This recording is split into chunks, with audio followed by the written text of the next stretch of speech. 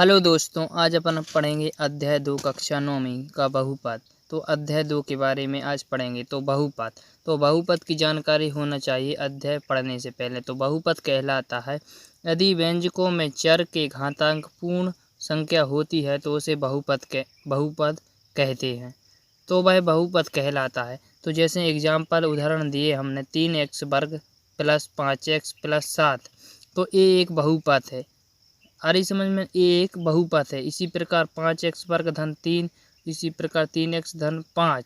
तो उसमें चारों और घातांक पूर्ण संख्या होती है तो उसे बहुपद कहते, तो बहुपद हो जाती। तो इसे समझने के लिए, बहुपद समझने के लिए सबसे पहले चर और अचर की जानकारी होना चाहिए। तो चर संख्या या चर वे कहलाते हैं जैसे एक्स वाई जेड। चर क्या कहलाते हैं? जैसे एक्स वाई जेड मतलब ए टू जेड, मतलब ए बी सी के कोई भी अक्षर अपन संकेत के रूप में लिखते हैं तो वे चर कहलाते हैं। अचर वे कहलाते हैं जो कोई भी संख्या होती है तो उसे अचर बोलते हैं। तो जैसे इधर अपन ने एग्जाम्पल देखा 3x वर्ग प्लस 5x प्लस 7। तो इसमें चर क्या है? चर है एक्स, है ना, एक्स है चर। और अचर क्या है इसमें? ये संख्या 3, 5, 7। तो ये हो गए अचर। अब देखते हैं अगला। तो अब बहुपद के पद। तो बहुपद के पद कितने प्रकार के होते हैं बहुपद? जैसे px बराबर 3x प्लस 5। तो इसमें अपन को पद देखने बहुपद के कितने हैं। तो एक हो गया ए पद, हो गया 3x, एक हो गया 5, ये भी पद हो गया। यह जरूरी नहीं है कि उसमें साथ में x हो या y हो। अपन को केवल पद देखने, तो एक पद ए हो गया, एक पद ए हो गया, है ना। और इसी प्रकार अब देखते हैं दूसरा। इसमें हो गया एक पद ए, एक पद ए हो गया, सो होगा टोटल 3 पद हो जाएंगे ना। 3 पद, एक पद ए 3 पद। तो अब देखते हैं बहुपद के प्रकार। तो बहुपद भी कितने प्रकार के होते हैं? जैसे एक पदी मतलब चर की घात अधिकतम कितनी हो, नहीं चर की घात नहीं, बहुपद में केवल एक पद हो तो उसे बोलते हैं एक पदी। जैसे 6x घन, तो ए एक पद है ना। 2x, ए भी एक पद है। अपन उदाहरण ले लेते हैं 5y। तो ए भी एक पद है, y अचर हो जाएगी, इसके साथ में है गुणा, तो ए हो जाएगा एक पद। द्विपदी जिसमें दो पद होते हैं वह दो पदी कहलाता है। जैसे एक पद ए हो गया, एक पद ए हो गया।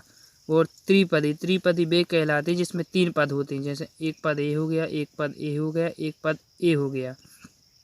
अब देखते हैं पद के गुणांक। तो पद के गुणांक कहलाते हैं जैसे कोई भी बहुपद है उसके x मतलब जो x से चर होता है तो उसके अपन गुणांक देखेंगे। जैसे इधर है माइनस x घन है तो इसके गुणांक देखेंगे। इसके साथ में गुणा में 1 है तो x घन का गुणांक हो जाएगा -1। इसी प्रकार 4x वर्ग का गुणांक देखेंगे। अब x वर्ग के साथ में गुणा में क्या है 4, तो x वर्ग का गुणांक हो जाएगा 4। और 7x x के साथ में गुणा में क्या है 7, तो x का हो जाएगा 7 गुणांक हो जाएगा। तो इधर देखो -2 को अपन लिख सकते हैं x0 गुणा -2x0 लिख सकते हैं इसको, क्योंकि x0 का मान होता है 1।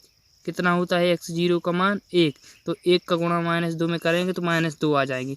तो x0 को अपन लिख सकते हैं -2 गुणांक होगा। तो अब गुणांक देख लिया। तो अब देखते हैं अगला चर की घात। तो अब देखना है अपन को चर की घात क्या होती है। जैसे कोई भी अपन को चर, अपन जानते हैं चर क्या कहलाते हैं। जैसे x y z मतलब ABCD के कोई भी अक्षर होते हैं तो वे चर कहलाते। तो इसमें चर क्या दिखाई दे रहा है? x अपन को दिखाई दे रहा है।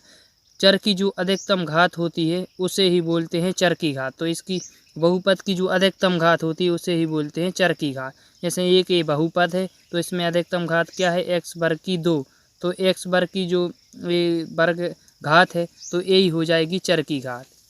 इसमें हो जाएगी हाई मतलब सबसे बड़ी घात क्या दिखाई दे रही है? चर की 3। तो ये हो जाएगी चर की घात, यही हो जाएगी बहुपद की घात। तो 5x धन 6, तो इसमें x है ना, x की अधिकतम घात कितनी है? 1, तो इसकी हो जाएगी 1 बहुपद की घात। अब देखते हैं अगला रेखीय बहुपद कहलाता है जो चर की अधिकतम घात 1 होती है तो उसे रेखीय बहुपद कहते हैं। ये हो जाएगी इसकी डेफिनेशन, मतलब चर की जो अधिकतम घात होती है उसे ही रेखीय बहुपद कहते हैं। चर की अधिकतम घात 1 होती है तो उसे रेखीय बहुपद कहते हैं। मतलब एक घात वाले बहुपद को रेखीय बहुपद कहा जाता है। जैसे 5x धन 3, तो इसमें घात कितने की है, 1 है ना, घात इसमें कितने की है, 1 की, तो ये हो जाएगा रेखीय बहुपद। इसमें भी घात कितने की है, x पर 1 की, कुछ नहीं है तो, और इसमें भी घात कितने की, 1 की, तो ये हो जाएंगे रेखीय बहुपद।